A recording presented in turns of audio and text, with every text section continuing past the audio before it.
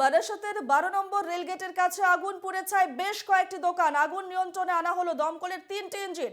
Short circuit থেকে আগুন লাগে বলে প্রাথমিক অনুমান রেল বিভাগের। আরও একবার জানিয়ে রাখি, বারাসাতে 12 নম্বর রেলগেটের কাছে আগুন পুড়ে ছাই বেশ কয়েকটি দোকান। আগুন নিয়ন্ত্রণে আনা হলো দমকলের 3টি ইঞ্জিন।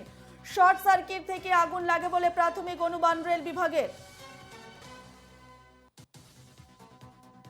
বারাসাতের 12 নম্বর রেলগেটের কাছে আগুন, সেই ছবি আপনারা দেখতে পাচ্ছেন। আগুন নিয়ন্ত্রণে আনা হয়েছে দমকলের 3টি ইঞ্জিন। শর্ট সার্কিট থেকে আগুন লাগে বলে প্রাথমিক অনুমান রেল বিভাগের।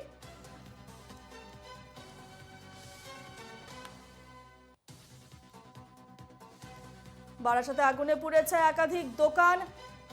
দমকলের 3টি ইঞ্জিন এসে আগুন নিয়ন্ত্রণের চেষ্টা করছে। শর্ট সার্কিট থেকে আগুন লাগে বলে প্রাথমিক অনুমান রেল বিভাগের।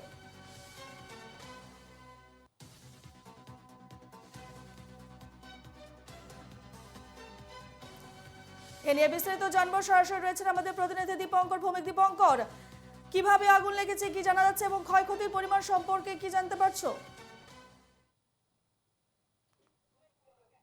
একেবারে দেখো, যেমনটা এই মুহূর্তে জানা যাচ্ছে যে বারাসাত 12 নম্বর যে রেলগেট রয়েছে সেই রেলগেটের উপরে ব্রিজ তৈরি হয়েছে এবং তার পরবর্তী সময় এখানে বেশ কিছু অস্থায়ী ব্যবসায়ী তারা কিন্তু এখানে দোকান পেতেছে এবং সেই দোকানেই আজ সকালে হঠাৎ করেই ব্রিজে যে রেলের তার রয়েছে সেখানে একটি পায়রা বসে, যেমন স্থানীয় ব্যবসায়ীরা জানাচ্ছেন যে পায়রা বসে এবং তার পরবর্তী সময় কিন্তু সে পায়রা রেলের আগুনে পুড়ে যায় এবং সেই পোড়া অংশ এই দোকানের উপর এসে পড়ে এবং তার পরবর্তী সময় কিন্তু এখানে আগুন ধরে যায়। একেবারে 8খানা দোকান কিন্তু পুরো ভস্মীভূত হয়ে গেছে।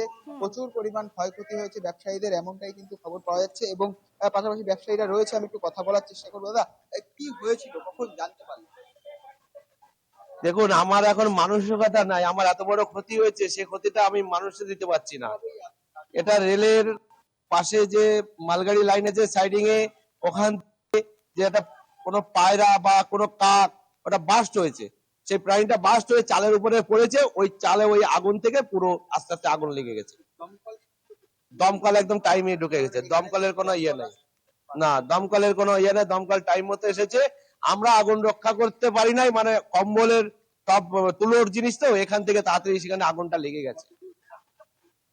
পাশাপাশি 4টে দোকান শেষ, আরো 4টে দোকান মতো আগুনের প্রভাব পড়েছে।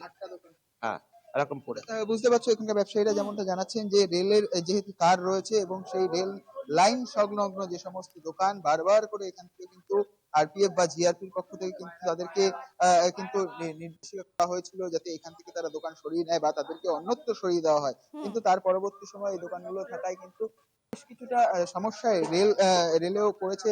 বেশ কিছুক্ষণ সময় রেল চলাচলে বিঘ্ন ঘটেছে, এমনটাও কিন্তু স্থানীয় ব্যবসায়ীরা জানাচ্ছেন এবং সেখানে দাঁড়িয়ে এই যে গোটা মার্কেট, তোমায় যদি দেখানোর চেষ্টা করব যে গোটা যে মার্কেট রয়েছে, গোটা মার্কেটেই কিন্তু এভাবেই কিন্তু এখানে সব ব্যবসায়ীরা যেমন ভাবে বসে রয়েছে, পাশাপাশি কিন্তু সেখানে দাঁড়িয়ে এই যে গোটা চত্বর জুড়ে যে ব্যবসায়ীরা রয়েছে একেবারে প্রত্যেকেরই এবং অস্থায়ী দোকান এবং সেই অস্থায়ী দোকান দীপঙ্কর, আরো কিন্তু অনেক ব্যবসায়ীকে একেবারে দেখতে পাচ্ছি এই মুহূর্তে, তাদের বক্তব্য জানতে চাইবো।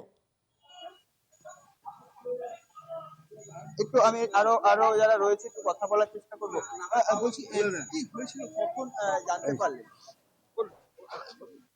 বলেছি অনেকক্ষণ বলেছি। কি হয়েছিল, এই যে আমাদের ইয়ে এসছে, ইউনিয়নের সেক্রেটারি, এটা এখানে বাইকটা দেন, এখানে ধরো ওরা বলুক, যারা চালায়। আমি বলেছি তো এবং সেখানে দাঁড়িয়ে কিন্তু ইতিমধ্যে ইউনিয়নের যারা রয়েছে তারা কিন্তু এসে পৌঁছেছে এবং সেখানে দাঁড়িয়ে এই যে সমস্ত ব্যবসায়ীরা রয়েছে সেই ব্যবসায়ীরা কিন্তু এখানে কথা বলার চেষ্টা করবে। কি হয়েছে?